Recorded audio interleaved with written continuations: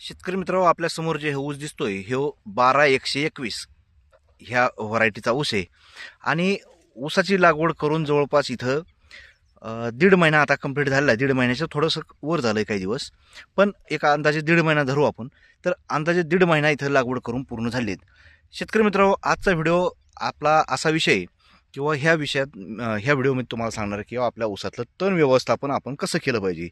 भरपूर शेतकरी इथं त्यांना असं वाटतंय किंवा तणनाशक वापरल्यानंतर आपल्या जमिनीवर काही हे होईन का आणि ऊसाला काही फरक पडेल का, ऊस पिवळा पडेल का. तर मी अगोदर तुम्हाला दाखवून देतो औषधाचे नावं बिवं, मी तुम्हाला सगळं सांगणार आहे. अगोदर दाखवून देतो किंवा ऊस बघा कसा आहे, बिलकुल ऊस पिवळा पडलेला नाही, काही नाही काही नाही, एकदम हिरवेगारपणा जशाला तसा आहे ऊसामध्ये.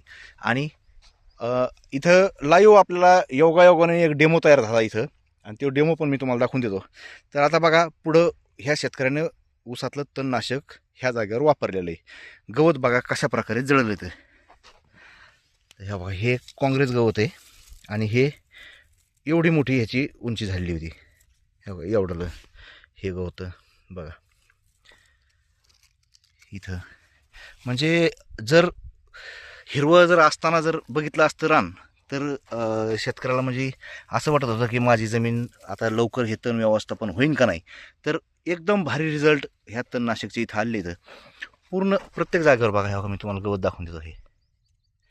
आणि हे अशा प्रकारे गवत पूर्ण जळालेले, जमीन एकदम काळीझार झालेली आहे.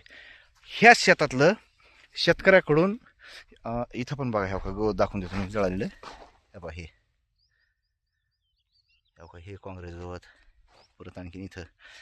आणि ह्या शेतामध्ये शेतकऱ्याकडून फवारणी करीत असताना योगायोगाने एक 2 साऱ्या त्यांच्याकडून फवारणी करताना सुटल्या.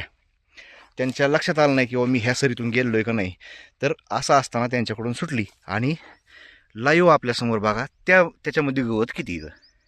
आता त्यांनी परत एकदा डबल औषधं आणून पुन्हा आणखीन त्या फवारण्या केल्या ह्या 2 साऱ्या. तर ह्याच्यात गवत बघा किती इथं. आपण काही दुसऱ्या बाजूच्या शेतात नाहीत, काही नाहीत. हे बघा, हे क्लिअर झालेलं शेत आणि ही एक सरी हुकली आणि पलीकडे एक सरी हुकलेली, ती पण दाखवून देतो. तर ह्याच्यात बघा काँग्रेस गवत केवढं झालं. तर फक्त सरी हुकली त्यांच्याकडून फवारणी करीत असताना. आणि योगायोग हे अशा प्रकारे आपल्याला डेमो ह्या जागेवर बघायला मिळाला.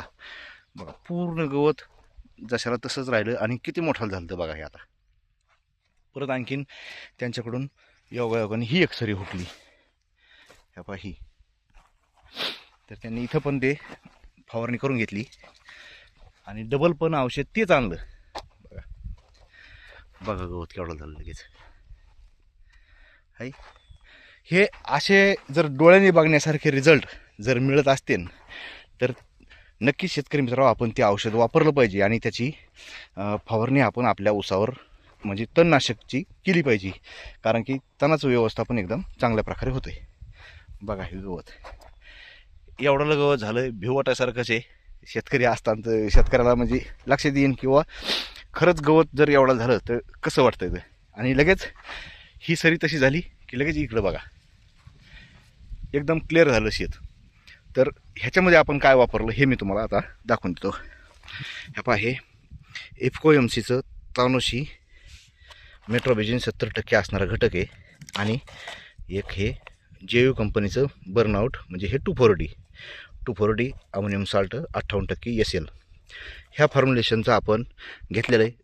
शेतकरी मित्रांनो, आज मी तुम्हाला हे औषध दाखवायला लागलो. ह्याचं कारण आहे किंवा मेट्रोबिजिन 70% असणारे भरपूर औषधं आहेत मार्केटमध्ये, पण ह्या औषधासारखा रिझल्ट त्यांचा येत नाही.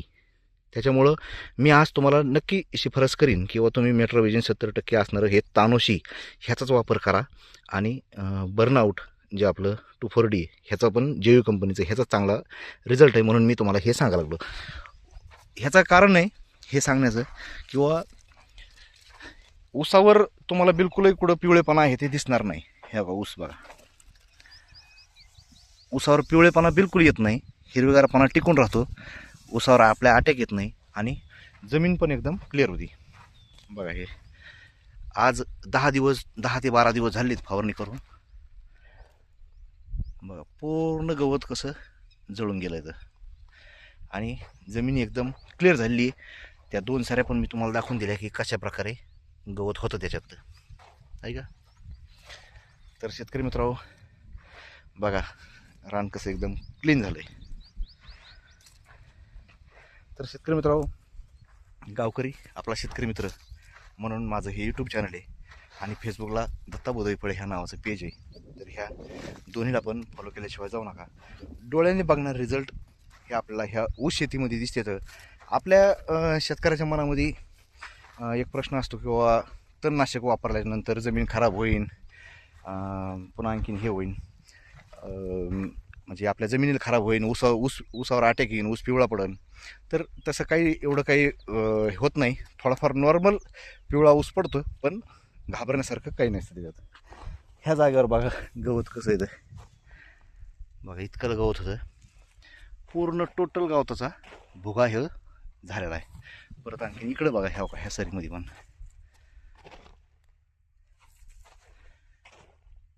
बघा हे गवत जर हाताने घेतलं तर बघा लक्षात येईल तुमच्या. हे बघा. तर शेतकरी मित्रांनो नक्कीच हे असे चांगल्या कंपनीचे आणि चांगले औषधं वापरा. माझी तर नेहमी शिफारस राहील किंवा इफको MC ह्या कंपनीचे प्रत्येक प्रोडक्ट चांगला आहे. आणि तानोशी तर ब्रँड आहे 1 नंबर, त्याच्यामुळे काही विषयच नाही. तर शेतकरी मित्रांनो नक्कीच व्हिडिओ जर आवडला तर व्हिडिओला लाईक करा, शेअर करा आणि काही जर चुका होत असतील तर नक्की कमेंट करून सांगू शकता.